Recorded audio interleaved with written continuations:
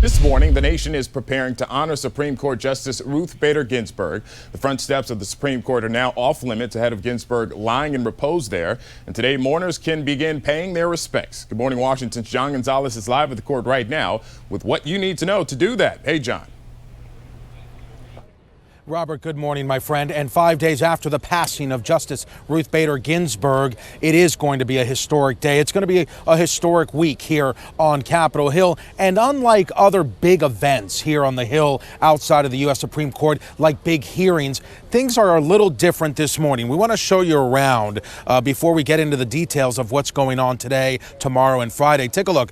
This is First Street here in Northeast D.C. Usually this roadway is open to traffic. It is not. They have completely closed it off, and they are lining the road with fencing and barriers, concrete barriers. They also have large trucks at the ends of these streets to prevent any cars from coming through. Usually for big hearings, they allow people to line up right here at the front sidewalk of the building, the nation's highest court, but that is not the case right now. We are not seeing a crowd starting to gather just yet, but we imagine that's going to change because thousands are going to want to come through here to pay their respects. We understand the casket of Ruth Bader Ginsburg will arrive at 9:30 this morning.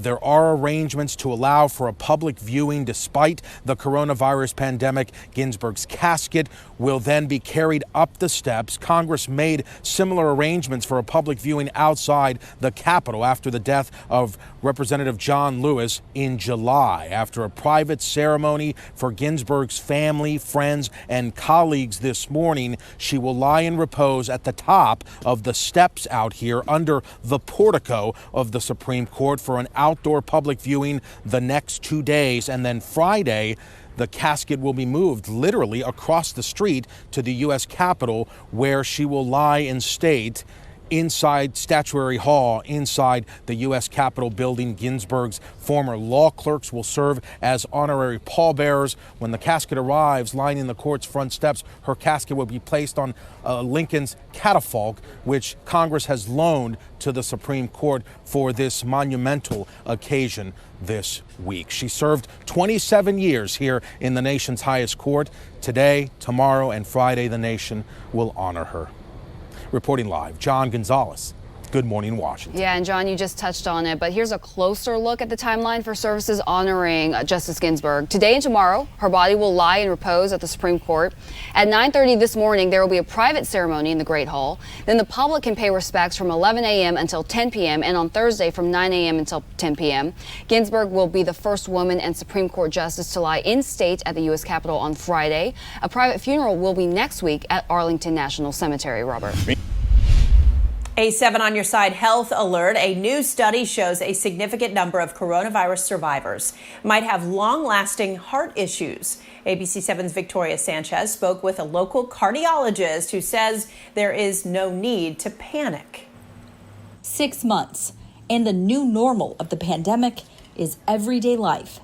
Dr. Amaya Kulkarni says being in the COVID crisis for this length of time means things aren't as new and scary as they once were. From March until now, what we have learned is, a world of information. And I think in the next 6 months, we'll get another world.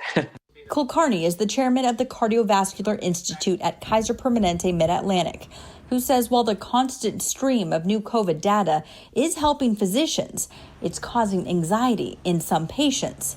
In a recent article published in the Journal of the American Medical Association, 60% of patients in the study had myocarditis, swelling of the heart, 10 to 12 weeks after recovering from coronavirus. People see the sort of top line and they say, oh my gosh, everybody with COVID is going to have a heart problem. But of course, that's not true. 2 patients ABC 7 News followed have much different outcomes after both nearly died from COVID-19. Titu Pomachan's wife says the father of 3 is doing remarkably well and has no heart issues. The wife of Luis Altamirano de Velasquez says while her husband is doing better, he still cannot walk and has nerve damage. While more than half of the people in the American Medical Association study show potential long-term heart issues, Kulkarni says the condition is treatable. Just tack on some extra time to get better. post-recovery is much longer than anyone anticipated. Victoria Sanchez, ABC 7 News.